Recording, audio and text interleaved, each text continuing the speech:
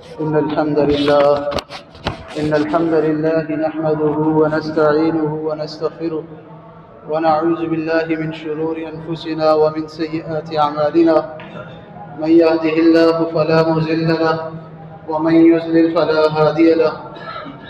أشهد أن لا إله إلا الله وحده لا شريك له وأشهد أن محمدا عبده ورسوله.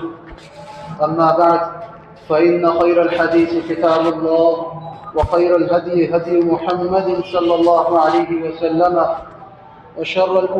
وشر الأمور محدثاتها وكل محدثة بدعة وكل بدعة ضلالة وكل ضلالة في النار. اللهم صل على محمد وعلى آل محمد كما صليت على إبراهيم وعلى آل إبراهيم إنك حميد مجيد. اللهم بارك على محمد وعلى آل محمد كما باركت على إبراهيم وعلى آل إبراهيم إنك حميد مجيد. رب اشرح لي صدري ويسر لي أمري واحلل عقدة من لساني يفقهوا قولي. رب زدني علما رب زدني علما رب زدني علما. فأعوذ بالله السميع العليم من الشيطان الرجيم. بسم الله الرحمن الرحيم. يا أيها الذين آمنوا كتب عليكم الصيام كما كتب على الذين من قبلكم لعلكم تتقون. أياما معدودات، فمن كان منكم مريضا أو على سفر فعدة من أيام أخر، وعلى الذين يطيقونه فدية طعام مسكين، فمن تطوع خيرا فهو خير له، وأن تصوموا خير لكم إن كنتم تعلمون. شهر رمضان الذي أنزل فيه القرآن هدى للناس وبينات من الهدى والفرقان، فمن شهد منكم الشهر فليصم. ہر قسم کی حمد و ثنا، تعریف و توصیف، کبریائی اور بڑائی اللہ مالک الملک وحدہ لا شریک کے لیے ہے. درود و سلام امام الانبیاء اشرف الانبیاء خاتم النبیین جناب محمد الرسول اللہ صلی اللہ علیہ وآلہ وسلم پر. مختصر سے حمد و ثنا کے بعد آج کے جمعۃ المبارک میں رمضان المبارک کے اختتام پر اپنا محاسبہ اور اسی طرح رمضان کے آخر میں چند ایک احکام اور عید الفطر کے حوالے سے گفتگو کریں گے انشاءاللہ. سب سے پہلے رب العالمین کا یہ ارشاد سماعت فرما لی. رب العالمین نے سورۃ التوبہ میں فرمایا کہ مہینوں کی گنتی ان عدۃ الشہور عند اللہ 12 شہرا فی کتاب اللہ، یقیناً مہینوں کی گنتی اللہ کے ہاں وہ 12 ہے. فی کتاب اللہ، اللہ کی کتاب میں. اور یہ کب سے ہے؟ یہ تب سے ہے جب سے رب العالمین نے آسمان و زمین کی تخلیق فرمائی. پھر اس میں سے فرمایا کہ منہا 4 حرم، اس میں سے 4 مہینے حرمت والے ہیں. ذالک الدین القیم، یہ سیدھا اور مضبوط دین ہے. وہ 4 حرمت والے مہینے، 3 جو پے در پہ ہے، ذی القعدہ، ذی الحجہ اور محرم، اور 4 رجب کا مہینہ. فرمایا کہ فلا تظلموا فیہن انفسکم، ان مہینوں میں اپنے جانوں پر ظلم مت کرو. اب رب العالمین کے ہاں جو مہینوں کی تعداد ہے وہ 12 ہے. ان 12 مہینوں میں ایک ماہ رمضان المبارک کا یہ بابرکت مہینہ ہے جو بڑی تیزی سے جو ہے گزر گیا. رمضان المبارک کا یہ مہینہ آج 30 تاریخ ہے رمضان المبارک کا، بڑی تیزی سے یہ مہینہ گزر گیا. اب اس کے اختتام پر ہم اپنا جائزہ اور محاسبہ کریں کہ ہم نے اس ماہ میں کیا حاصل کیا اور کیا کھویا. آپ نے بہت سے لوگوں سے یہ سنا ہوگا کہ رمضان رخصت ہو رہا ہے، یہ ایک مہینہ مہمان بن کر جو آتا ہے، جبکہ حقیقت یہ ہے کہ ہم مسلمان دراصل مہمان ہیں، رمضان مہمان نہیں ہے، ہم مسلمان دراصل مہمان ہیں، کیونکہ رمضان تو ہر سال آئے گا، لیکن اس بات کی کیا گارنٹی ہے کہ ہم دوسرے رمضان تک زندہ رہیں گے؟ ہر نئے دن ہم قبر کے قریب، قیامت کے قریب ہوتے جا رہے ہیں۔ دراصل ہم مہمان ہیں، رمضان مہمان نہیں ہے۔ اگلے سال بھی رمضان آئے گا، اس سے اگلے سال بھی رمضان آئے گا۔ ہم میں سے جو اس وقت ہم موجود ہیں، اس بات کی کیا گارنٹی ہے کہ ہم آئندہ سالوں میں بھی رمضان مبارک میں زندہ ہوں گے؟ تو اس کے اختتام پر اپنا محاسبہ اور اپنا جائزہ کریں کہ ہم نے کیا حاصل کیا اس رمضان میں اور کیا کھویا، ہم کتنا رب العالمین کے قریب ہوئے، ہم نے اپنے رب کو کتنا راضی کیا اس ماہ کے اندر، اس بابرکت مہینے کے اندر ہم نے اللہ سبحانہ و تعالیٰ کو کس طرح راضی کرنے کی کوشش کی، ہم اپنے رب سے کتنے قریب ہوئے، ہم اس کا محاسبہ کریں۔ ہر شخص اپنے آپ کو، اپنے اعمال کو، اپنی نیکیوں کو جانتا ہے کہ اس نے اس ماہ میں کیا حاصل کیا اور کیا کھویا ہے۔ ہم نے قیام اللیل، ہم نے رات کی عبادتیں دی، عبادتیں یہاں پر پڑھی، تو ہم نے اس قیام اللیل سے کیا سیکھا؟ جو رات کی ہم نے عبادتیں کی رمضان کے اندر، کیا یہ صرف ایک رات کے لیے ہے عبادت رات کی، یا پوری زندگی رات کی عبادت کرنی؟ ہمیں یہ قیام اللیل رمضان المبارک کے اندر کیا درس دے کے چلا گیا کہ ہم نے کیا کرنا ہے؟ صرف رمضان کی حد تک ہی ہم نے قیام اللیل پڑھنے ہیں، یا پوری زندگی اس کا اہتمام کرنا ہے؟ صحیح بخاری کی روایت ہے، سیدہ عائشہ صدیقہ طاہرہ مطہرہ رضی اللہ تعالی عنہ فرماتی ہے کہ نبی مکرم صلی اللہ علیہ وسلم رمضان المبارک کے اندر اور غیر رمضان یعنی باقی 11 مہینے آپ علیہ السلام 11 رکعت ادا کیا کرتے تھے قیام اللیل کے طور پر، رات کے قیام میں 11 رکعت ادا کیا کرتے۔ اس حدیث سے کیا بات ثابت ہوتی؟ آپ علیہ السلام نے صرف قیام اللیل رمضان کی حد تک نہیں ادا کیا، بلکہ غیر رمضان بھی آپ علیہ السلام کی زوجہ محترمہ اس بات کی گواہی دیتی ہے کہ آپ نے غیر رمضان بھی قیام اللیل رات کی نماز کا اہتمام کیا۔ اس حدیث سے یہ بات ثابت ہوتی۔ تو یہ قیام اللیل کا پیغام ہے، رات کی نماز کا یہ پیغام ہے کہ ہم نے اپنے باقی زندگی کے اندر رات کی نماز کا اہتمام کرنا۔ اور اسی طرح اللہ کے نبی علیہ السلام نے فرمایا کہ اللہ کو محبوب وہ عبادت ہے جو کم سے کم ہو لیکن اس پر دوام اختیار کی جائے، اس پر مستقل وہ عبادت جو ہے انسان اپنی زندگی میں اس کو اتارے اور اس پر عمل کرے، اگرچہ وہ رات کی 2 رکعت ادا کرے لیکن پوری زندگی اس کا اہتمام کرے۔ یہ اللہ کو محبوب ہے، یہ عبادت آپ کے، یہ 2 رکعت اللہ کو محبوب۔ آپ 2 دن 11 رکعت پڑھے، 4 دن 11 رکعت پڑھے اور پھر چھوڑ دیں، یہ اللہ کو محبوب نہیں ہے، بلکہ آپ پوری زندگی پڑھے اور 2 رکعت پڑھے، یہ اللہ تعالیٰ کو محبوب ہے۔ اللہ کے نبی علیہ السلام نے فرمایا کہ کم سے کم عبادت ہو لیکن اس پر دوام ہو، ہمیشگی ہو، یہ اللہ کو محبوب ہے۔ آپ 2 رکعت پڑھے، عشاء کی نماز پڑھ لی، آپ کو پتہ ہے میں زیادہ دیر تک جو ہے جاگ نہیں سکتا، تو آپ 2 رکعت ادا کریں اور وتر پڑھ کے سو جائیں۔ نبی علیہ السلام نے فرمایا عشاء کے بعد بیجا عبادت، بیجا باتوں کو جو ہے وہ ناپسند فرمایا کہ انسان جو ہے فضول گفتگو کرتا رہے، بیجا باتیں کرتا رہے، یہ اللہ کے نبی علیہ السلام نے ناپسند فرمایا۔ آپ 2 رکعت پڑھے لیکن اس پر ہمیشگی اختیار کریں، اس پر دوام اختیار کریں۔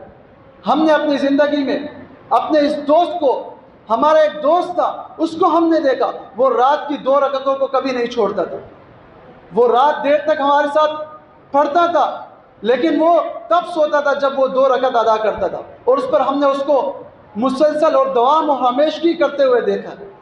تو 2 رکعت پڑھے لیکن اس پر ہمیشگی اختیار کریں۔ اسی طرح اللہ سبحانہ و تعالیٰ نے فرمایا شہر رمضان الذی انزل فیہ القرآن، یہ مہینہ جس میں قرآن نازل کیا گیا.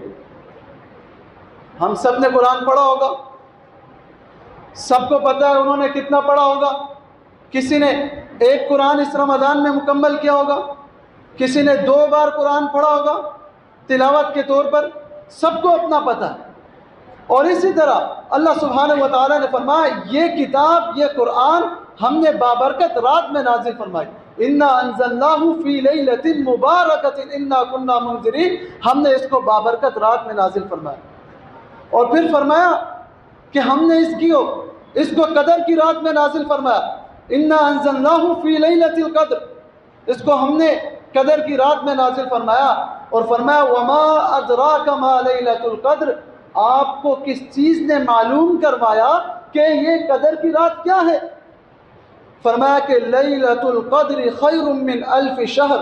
یہ قدر کی رات 1000 مہینوں سے بہتر ہے. ایسی رات جو رمضان المبارک کے اندر اللہ سبحانہ و تعالیٰ سب کو نصیب فرمائے. جنہوں نے جتنی عبادتیں کی اللہ اس کی عبادتوں کو قبول فرمائے. یہ 1000 مہینوں سے بہتر رات ہے. تو اللہ سبحانہ و تعالیٰ نے اس رات میں قرآن کا نزول فرمایا. تو کیا اس قرآن کو ہم اس رمضان کی حد تک ہی چھوڑ دیں؟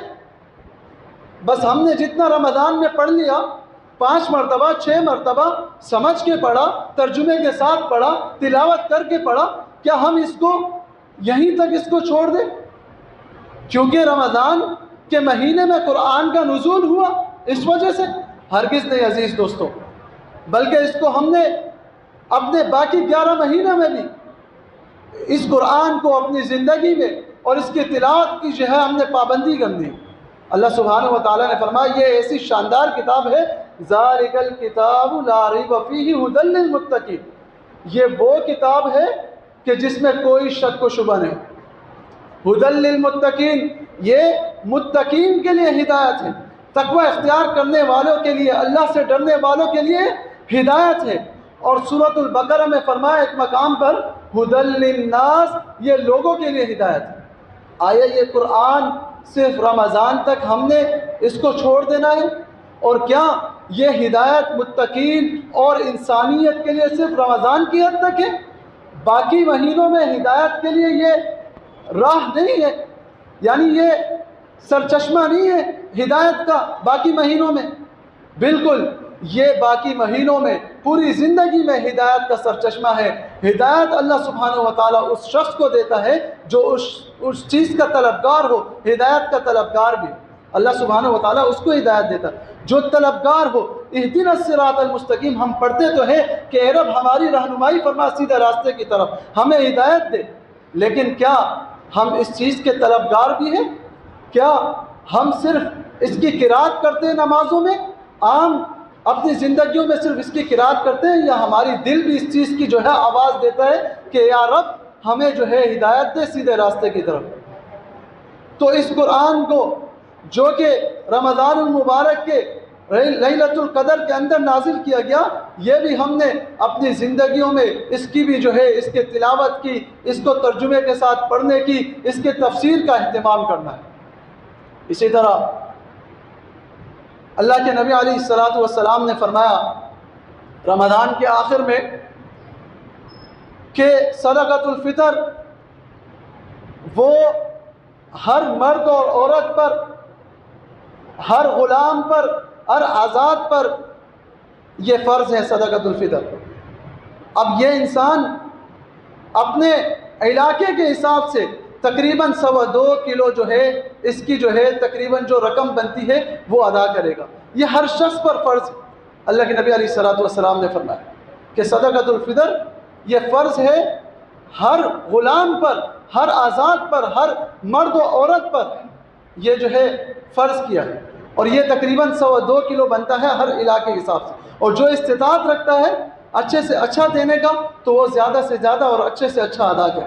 اسی طرح جن بھائیوں کا اس ماہ میں روزہ کسی بھی عذر کی وجہ سے وہ رہ گیا، اس کا بھی رب العالمین نے قرآن مجید میں ہمیں فرمایا کہ ایام معدودات یہ جو رمضان کا مہینہ ہے یہ گنے ہوئے دن ہے، یعنی 29 چاند نظر آئے ورنہ 30 پورے کرنے ہیں، یہ گنے ہوئے دن ہے۔ فرمایا فمن کان منکم مریضا او علی سفر، پس جو شخص تم میں سے مریض ہے یا وہ سفر پر ہے۔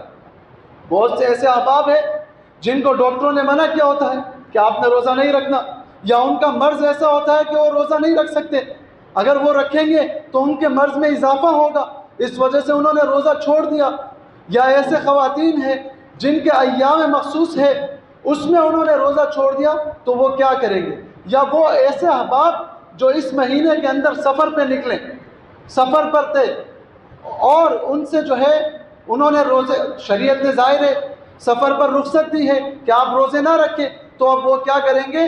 وہ فرمایا اللہ سبحانہ و تعالیٰ نے فَعِدَّةٌ مِّنْ أَيَّامٍ أُخَرَ، گنتی کے دوسرے دنوں میں اس کا قضا ادا کریں گے، اس کا کیا کریں گے؟ وہ قضا ادا کریں گے۔ کسی بھی شخص سے 5 روزے وہ رہ گئے، 4 روزے، 3 روزے، 1 روزہ جو بھی رہ گیا، وہ گنتی کے دوسرے دن یعنی شوال میں، ذی القعدہ میں، ذی الحج میں، جب بھی وہ، لیکن اس نے یہ جو روزے رہ گئے ہیں سفر کی وجہ سے یا مرض کی وجہ سے، اس نے اس کی قضا ادا کرنی ہے۔ اور اسی طرح اتنا بہترین اور اتنا آسان دین ہے، یرید اللہ بکم اليسر ولا یرید بکم العسر، اللہ سبحانہ و تعالیٰ تم سے آسانی کا ارادہ کرتا ہے، مشکل کا ارادہ نہیں کرتا، تنگی کا ارادہ نہیں کرتا، آسانی کا ارادہ کرتا۔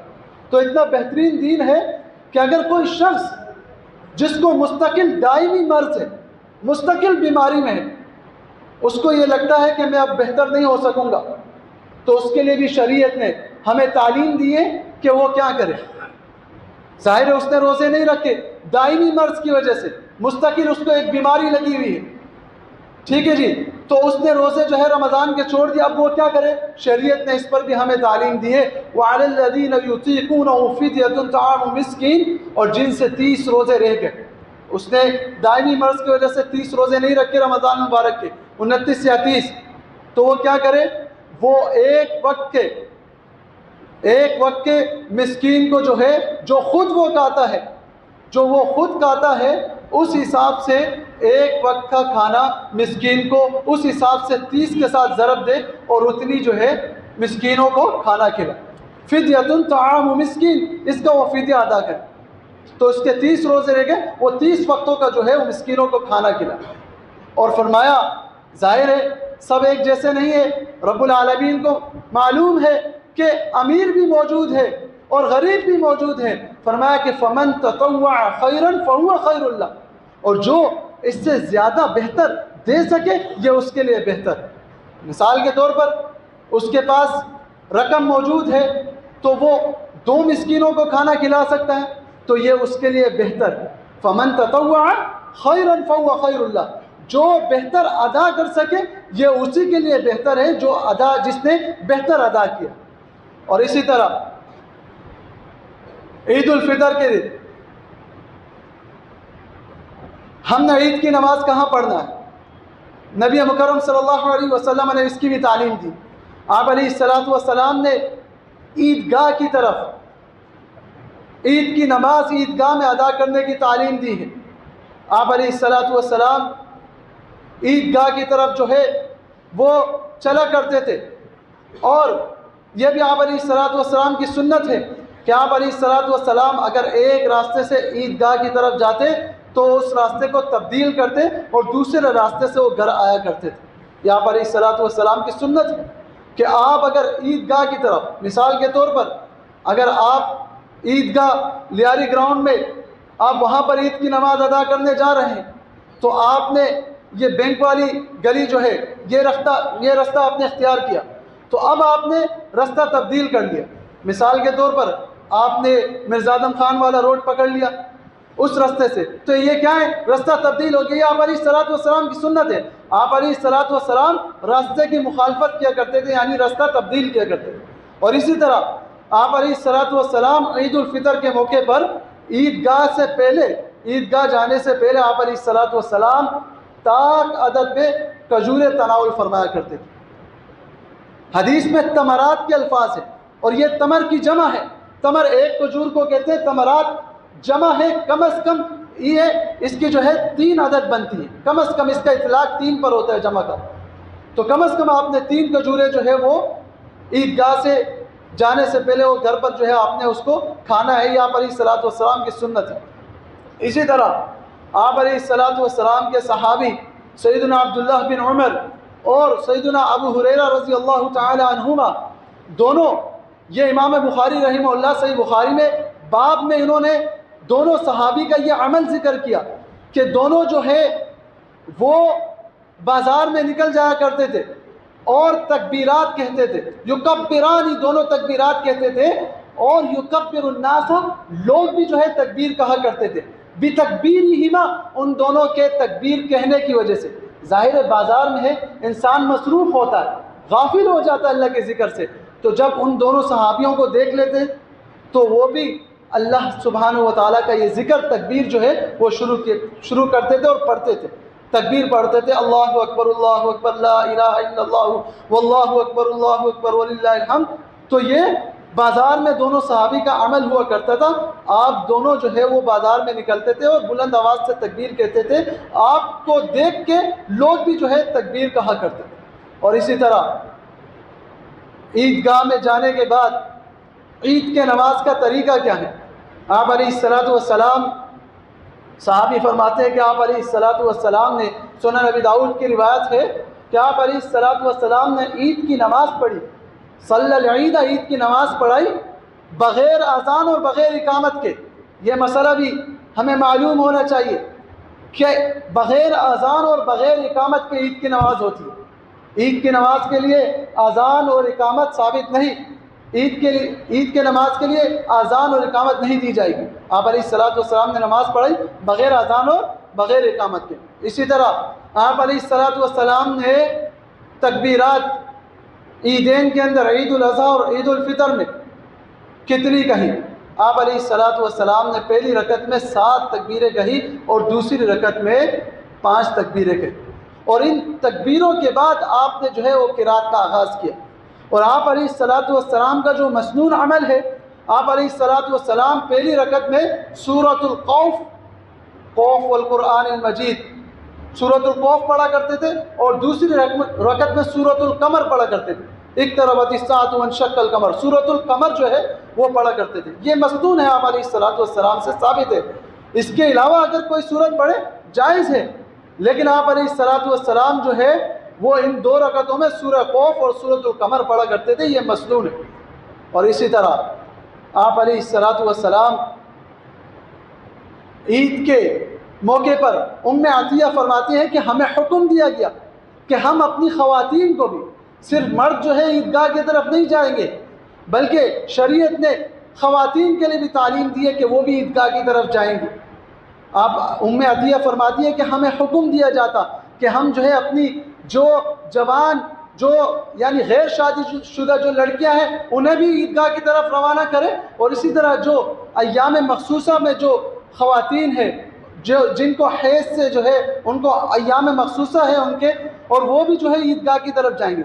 وہ نماز نہیں پڑھیں گی لیکن مسلمانوں کی دعوت میں، مسلمانوں کی دعاؤں میں وہ شریک ہوں گی، وہ بھی جو ہے دعاؤں میں مسلمانوں کی وہ شریک ہوں گے۔ اور اسی طرح آپ علیہ الصلوۃ والسلام، وہ یہ مسئلہ بھی سمجھ لے، آپ علیہ الصلوۃ والسلام جب عیدگاہ کی طرف جاتے تو آپ علیہ الصلوۃ والسلام سب سے پہلے وہ عید کی نماز پڑھا کرتے تھے، پھر جو ہے آپ علیہ الصلوۃ والسلام خطبہ ارشاد فرمایا کرتے تھے۔ پہلے عید کی نماز ہوگی، پھر جو ہے خطبہ ارشاد فرمایا کرتے تھے آپ علیہ الصلوۃ والسلام۔ اور صحابی فرماتے ہیں کہ آپ علیہ الصلوۃ والسلام نماز سے فارغ ہونے کے بعد لوگوں کی طرف متوجہ ہو جایا کرتے تھے اور لوگوں کو نصیحت کرتے تھے، فَيَعِظُهُمْ، ان کو نصیحت کرتے تھے اور ان کو وصیت کرتے تھے اور ان کو حکم دیا کرتے تھے۔ یہ آپ علیہ الصلوۃ والسلام اپنے صحابہ کی طرف جو ہے متوجہ ہو کر ان کو نصیحت کیا کرتے تھے۔ پھر خواتین کی طرف جا کر ان کو صدقہ کا حکم دیا کرتے تھے، خواتین کو عیدگاہ کے اندر۔ اور دوسری بات، یہ جو صدقۃ الفطر ہے یہ آپ نے کب ادا کرنا ہے؟ یہ آپ نے عید کی نماز سے پہلے جو ہے یہ آپ نے ادا کرنا ہے۔ سیدنا عبداللہ بن عمر رضی اللہ تعالیٰ عنہ 1 دن یا 2 دن عید الفطر سے پہلے یہ صدقۃ الفطر ادا کیا کرتے تھے۔ تو جو شخص ईद की नमाज के बाद अगर सदक़तुल फ़ितर अदा करेगा तो वह सदक़तुल फ़ितर शुमार नहीं होगा बल्कि आम सदका शुमार होगा। अल्लाह सुब्हानहु व तआला हमें कुरान और हदीस के इन मसाइल को समझने की तौफ़ीक़ अता फ़रमाए और इनको ज़हन नशीन करने की तौफ़ीक़ अता फ़रमाए। व आख़िरु दावाना अल्हम्दुलिल्लाहि रब्बिल आलमीन।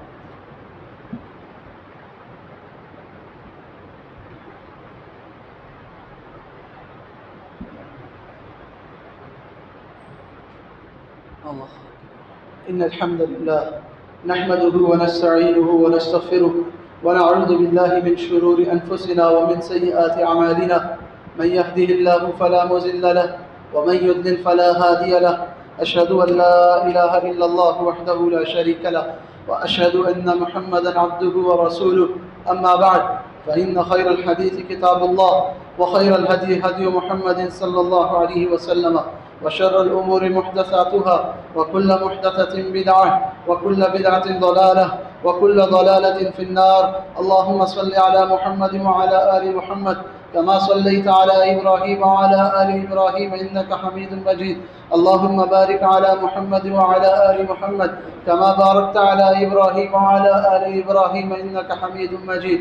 रब्बना आतिना फिद दुनिया हसनतन व फिल आखिरति हसनतन व क़िना अज़ाबन नार। या अय्युहन्नासु इत्तक़ू रब्बकुम इन्न ज़लज़लतस साअति शैउन अज़ीम। या अय्युहल्लज़ीना आमनु इत्तक़ुल्लाह व क़ूलू क़ौलन सदीदा। रब्बना ज़लमना अनफुसना व इन लम तग़फ़िर लना व तरहमना लनकूनन्न मिनल ख़ासिरीन। अल्लाहुम्मा इग़फ़िर लिल मुअमिनीना वल मुअमिनात वल मुस्लिमीना वल मुस्लिमात अल अहयाइ मिनहुम वल अमवात। अल्लाहुम्मा इश्फ़ि मरदाना व मरदल मुस्लिमीन।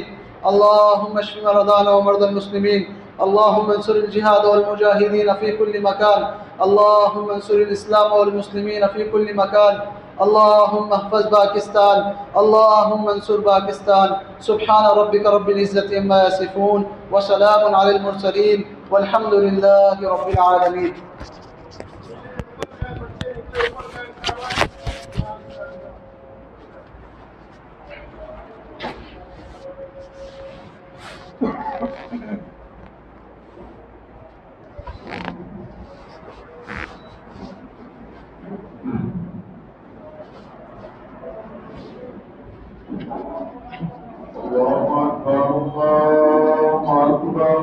أشهد أن لا إله إلا الله أشهد أن محمدا رسول الله حي على الصلاة حي على الفلاح قد قامت الصلاة قد قامت الصلاة الله أكبر الله أكبر لا إله إلا الله.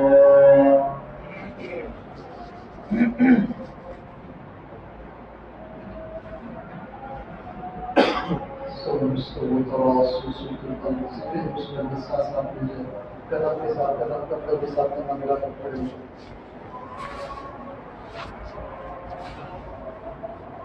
الله أكبر.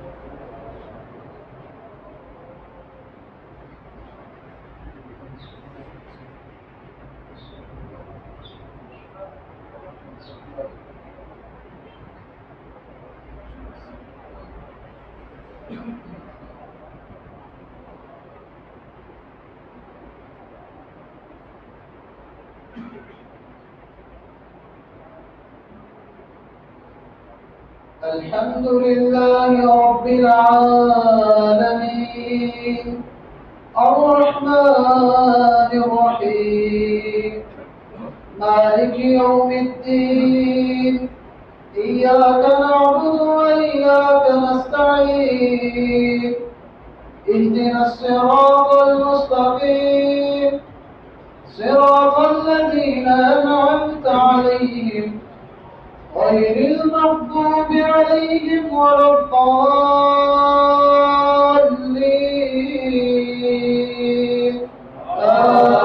آمين. سبح اسم ربك الأعلى الذي خلق فسوى والذي قدر فهدى والذي أخرج المرعى فجعله غثاء نحوا سنقرئك فلا تنسى إلا ما شاء الله إنه يعلم الجهر وما يخفى ونيسرك لليسرى فذكر إن نفعت الذكرى سيذكر من يخشى ويتجنبها الأشقى الذي يصلى النار الكبرى ثم لا يموت فيها ولا يحيا قد أفلح من تزكى وذكر اسم ربه فصلى بل تؤثرون الحياة الدنيا والآخرة خير وأبقى إن هذا لفي الصحف الأولى صحف إبراهيم وموسى. الله أكبر.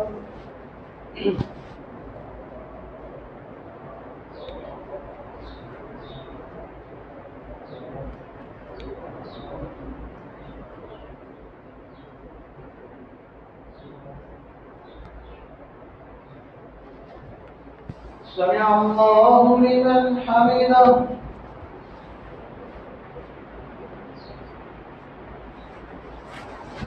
الله أكبر.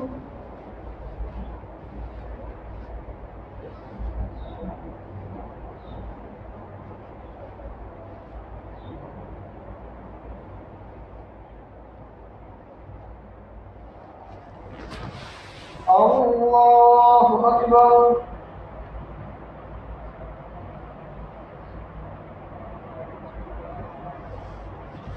الله أكبر.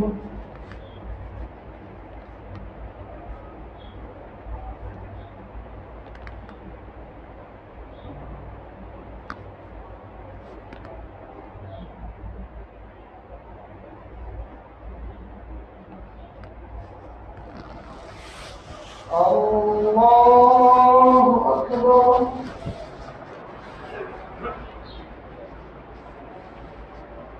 الحمد لله رب العالمين الرحمن الرحيم مالك يوم الدين إياك نعبد وإياك نستعين اهدنا الصراط المستقيم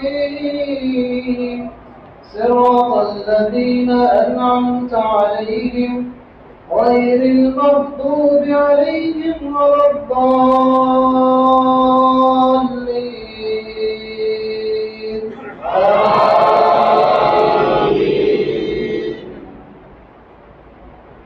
هل أتاك حديث الغاشية وجوه يومئذ خاشعة عاملة ناصبة تصلى نارا حامية تسقى من عين آنية ليس لهم طعام إلا من ضريع لا يسمن ولا يغني من جوع وجوه يومئذ ناعمة لسعيها راضية في جنة عالية لا تسمع فيها لاغية فيها عين جارية فيها سرر مرفوعة وأكواب موضوعة ونمارق مصفوفة وزرابي مبثوثة أفلا ينظرون إلى الإبل كيف خلقت وإلى السماء كيف رفعت وإلى الجبال كيف نصبت وإلى الأرض كيف سطحت فذكر إنما أنت مذكر لست عليهم بمسيطر إلا من تولى وكفر فيعذبه الله العذاب الأكبر إن إلينا إيابهم ثم إن علينا حسابهم. الله أكبر.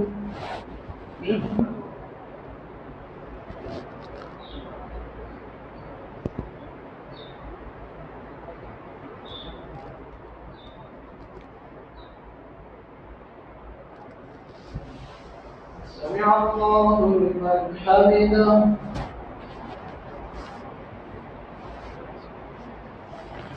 الله أكبر.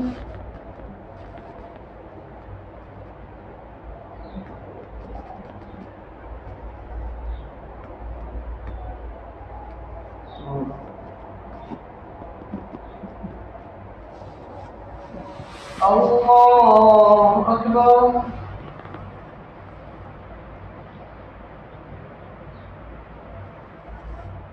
الله أكبر.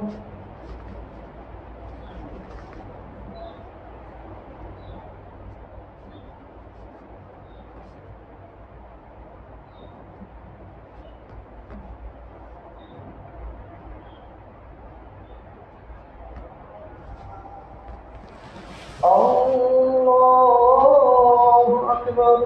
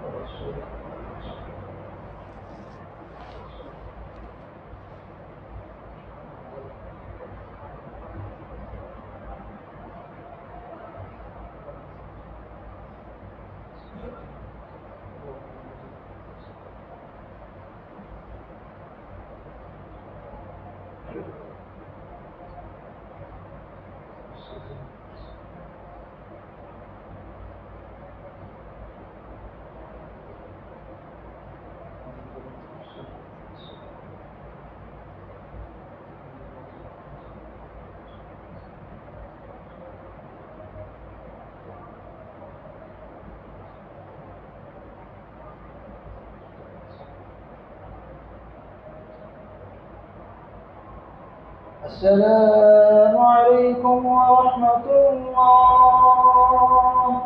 السلام عليكم ورحمة الله.